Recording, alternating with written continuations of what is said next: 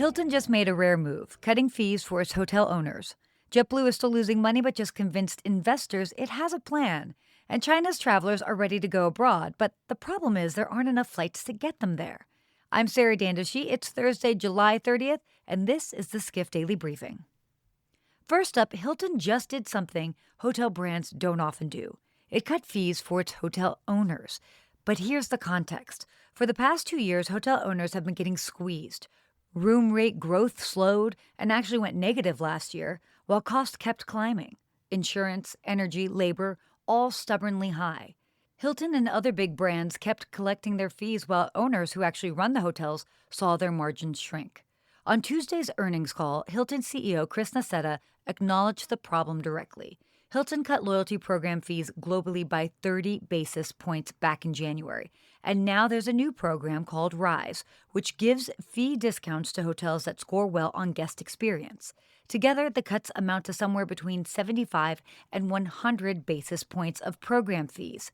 That is real money for owners operating on thin margins. Now, the good news, Nassetta says the cycle is finally turning. Business travel from small and medium companies, which had been lagging, is now growing at about 7%, outpacing big corporate accounts. Non-luxury hotels that posted negative growth last year swung to 4 to 6% growth just this quarter.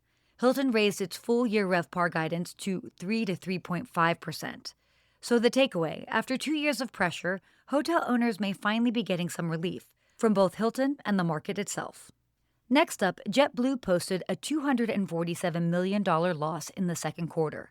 6 straight years of losses, mounting debt, fueling costs running over $4 a gallon. By almost any measure, a tough situation. And yet, JetBlue's stock jumped 13% on Tuesday. Why? Because investors liked what they heard about the plan. CEO Joanna Garrity reaffirmed the airline's turnaround target and said 2027 should mark a return to sustained profitability. The big bet is domestic first class, a product called Blue First, launching later this year. JetBlue says it could add almost 5 points of revenue per available seat mile, and that is significant. JetBlue is also moving aggressively into Fort Lauderdale, which used to be Spirit's stronghold, adding transcontinental flights and even considering a third lounge there. And those LaGuardia slots it picked up from Spirit earlier this month, the plan is to move into the Marine Air Terminal. Lower cost, better economics. The question nobody can fully answer yet, can JetBlue actually execute? It has the blueprint. It has the liquidity, $2.2 billion in cash. But what it needs now is time, lower fuel prices, and for the turnaround to actually show up in the numbers. And finally, here's a travel story you might not have expected. Chinese demand for international travel is growing strongly in 2026.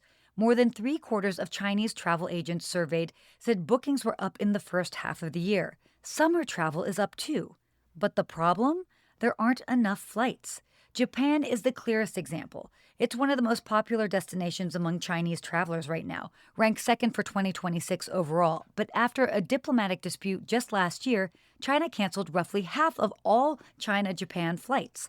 Flights between the two countries are still only at 48% of pre-pandemic levels, and yet Japan is still the third most popular destination by flight capacity.